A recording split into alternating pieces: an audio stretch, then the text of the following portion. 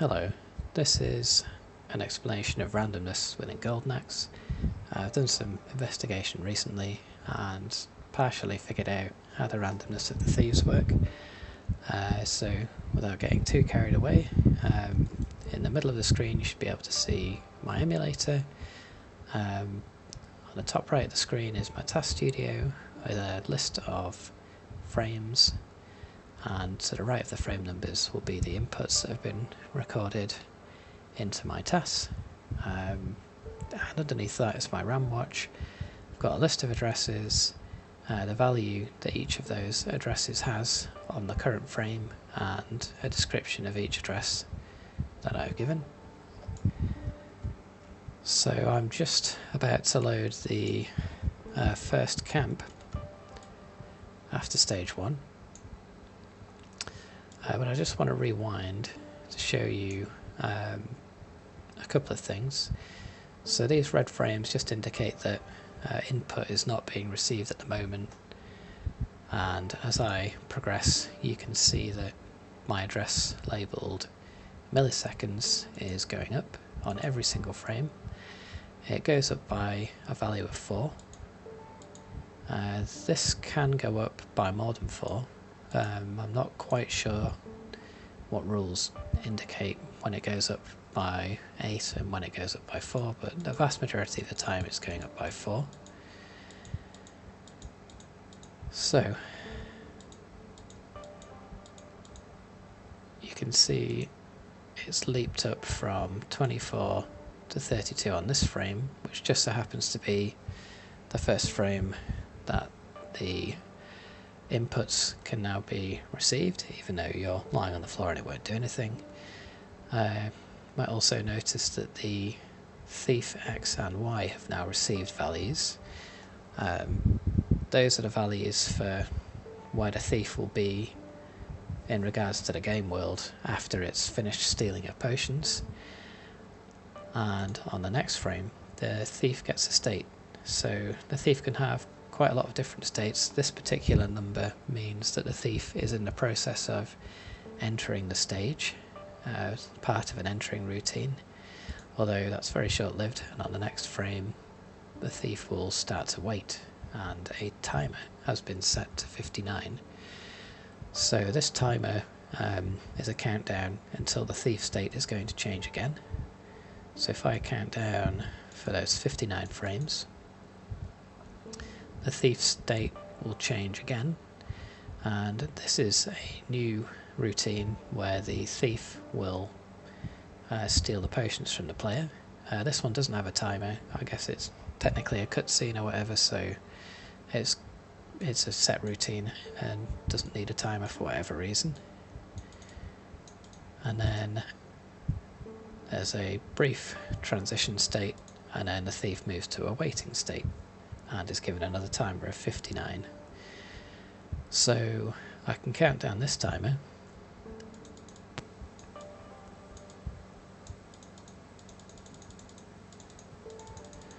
and at the end of the timer the Y direction gets a new number. So 1 means the thief is moving down, 0 would mean that the thief is moving neither up nor down, and a value of 65,535 would mean the thief is going up. On the next frame the timer is given a value. This time it's 17. This is a random value which can be anywhere between 17 and 32, or at least that's what I've seen so far. There might be more numbers that it could be, but those are the ones I've seen. And the X direction 5 means right.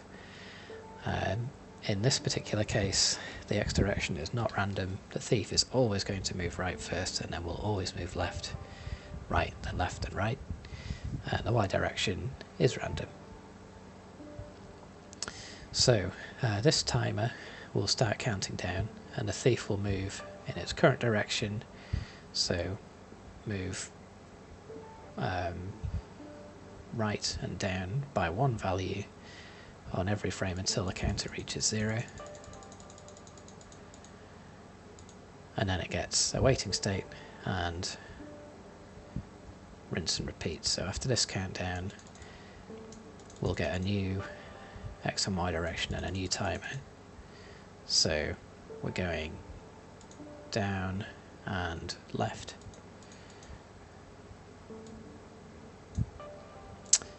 So that is how the thief pattern works. So I just want to point out, so we're getting up for 19,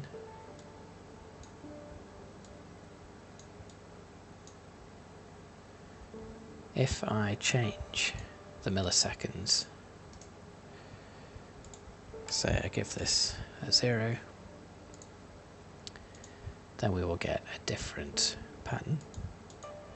So this time we're moving neither up nor down for 32 frames, and under normal circumstances every different value of milliseconds produces a different random number, so effectively on every frame you would get a different pattern, meaning it's pretty much impossible for a human to control the randomness within Golden Axe. However, there are multiple versions of Golden Axe, and one of them has a glitch with this random number. So, very quick history lesson. There are a couple of revisions of Golden Axe. There are 2 prototypes and a revision 0, which were created in September, October and November of 1989. They all predate the original Japanese Mega Drive release of the game on December the 23rd, I think, of 1989. That was revision 1, and all releases of the game after that, I assume, were revision 1 and seem to behave in exactly the same way, apart from the NTSC U American 6-pack cartridge, which includes 6 games, one of which is Golden Axe. There is a corresponding PAL cartridge called Mega Games 6, which also has this glitch. I'll be focusing on 6-pack though. Mega Games 6 and the 6-pack are both region locked, and because PAL consoles run this game at 50 Hz and 50 frames a second, and the programmers didn't put any kind of consideration for this into the game runs slower on PAL consoles, so it's pretty useless for speedrunning. So 6-pack is going to be the only useful physical release of the game for speedrunners, but you could technically use Mega Games 6 ROM if you really wanted to with an emulator, but I digress. There are lots of versions or lots of releases of Golden Axe. Only 6-pack and Mega Games 6 have this particular glitch. I can set this milliseconds value to anything between 0 and 7160, and I will always get the same pattern for the thieves. So if I just freeze that in place and I go back, at the end of this timer I get Y direction 0, 32 frames.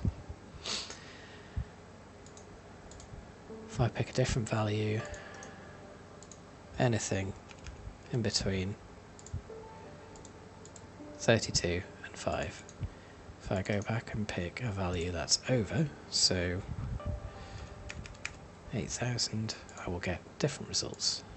So this time I am going to be moving up for 29 frames. If I pick a new value again, even if I just increase it by 1 frame's worth of values, now we get up for 22 frames, so it's going to be different for every frame, apart from the first 7160 values. So because we go up by 4 every frame, and because there are 60 frames in a second, 7160 divided by 4 divided by 60 gives you near enough 30 seconds. It's 29.98 or something like that, but almost 30 seconds. So whenever a dice roll happens in the game, if it's before that critical value of milliseconds has been reached, then you will always get the same outcome. This is going to be pretty useful on stage 7. So one other thing to note is this milliseconds value resets back to 0 at the beginning of every single stage. So the first 30 seconds of any stage you'll get the same RNG. So if I just go back to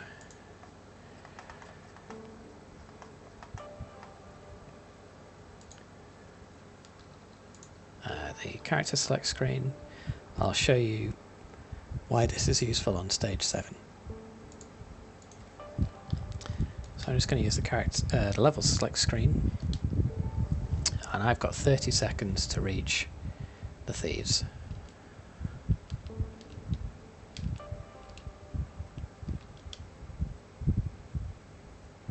And they will always give me the same pattern, and that just so happens to be the perfect pattern for speed, which is pretty incredible really.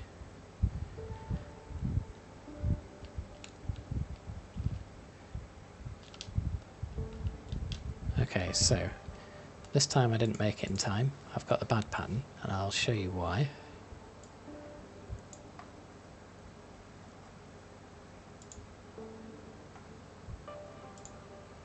Okay, so now I need to look at Thief 3.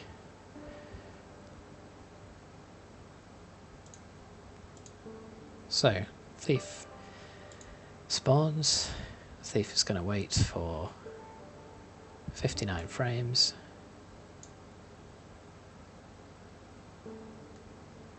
And then the thief gets a direction. So the thief is now going to be moving up.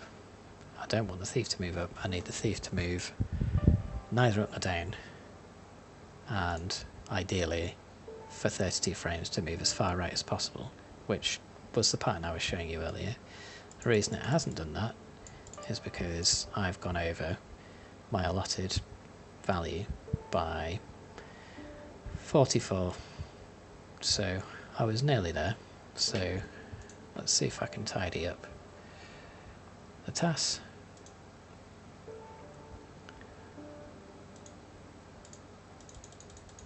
So let's wait for the skeleton to start charging, and then I can start deleting some frames.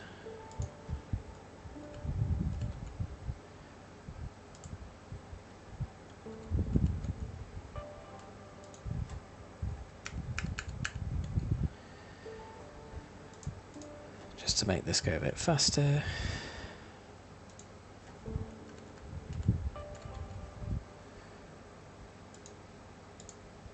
Okay, so now I've done it again, haven't I? I've frozen that address.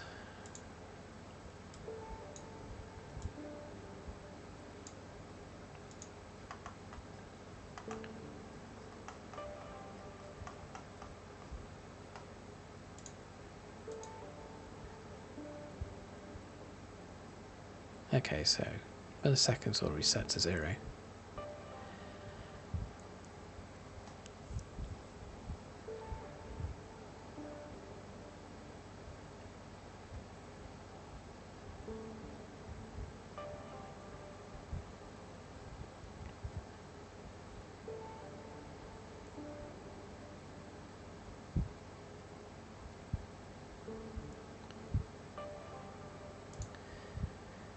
Okay, so now we are definitely under the critical value, and this thief is going to be in its waiting state.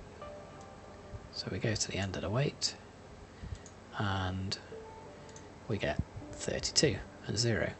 Perfect RNG. Just to prove the milliseconds are underneath the critical value.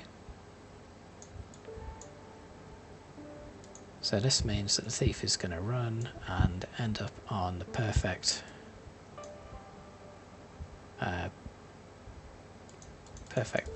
section of the screen. So for people unfamiliar, this is the good pattern. If the thief ends up down here, then it takes longer to go and hit him, and he's got a chance to run away from you. So there were 3 outcomes for the Y direction. The thief could have moved up, where they would have bounced off this wall and ended up here. They could have moved down, where they'd have ended up here, or they could have stayed on this line, neither up nor down, which is the good pattern. So that's a 1 in 3 chance, and also if you're going to be moving between 17 and 32 frames, then there is a 1 in 15 chance of getting that maximum movement value. So this is a 1 in 45 chance, which I guess is quite rare. So that's a pretty good advantage of using the 6-pack. The other thing is that this is going to have no variation at all. So normally, even if you get a good pattern, the thief could end up here, here, here, over here. When he lands here, you can hit both of these thieves in 1 kick attack, which is the fastest pattern. And you don't have to react to where the thief is going to be now. You know he's always going to be here, so there's not that split-second reaction where you decide if you need to sprint for a bit longer to try and get both of these in a kick, or if you just go for a quicker kick on this first thief. So pretty nice advantage. Another stage where this is going to be useful is stage 5 or stage 6, sorry. Could be useful on stage 5 as well. It could be useful really at the start of any stage where there's any form of randomness, even if it's just how the enemies move around the screen. This could potentially lead to consistent strategies.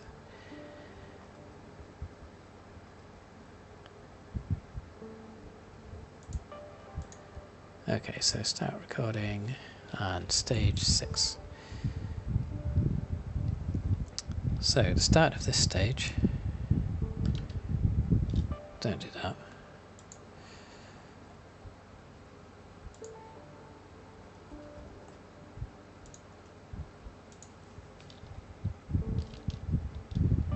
So this thief is now always going to end up exactly here.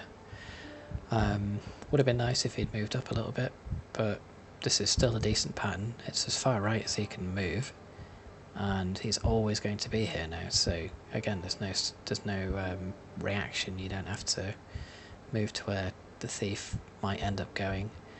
And again, when he moves, he's always going to neither move up or down. He's going to move for 32 in a straight line this way, so it's much less likely that you'll miss this thief now. So that is an advantage on this stage as well. That pretty much sums up everything I know about the randomness within the game. So yeah, it looks like 6-pack is the way to go. Thanks for watching.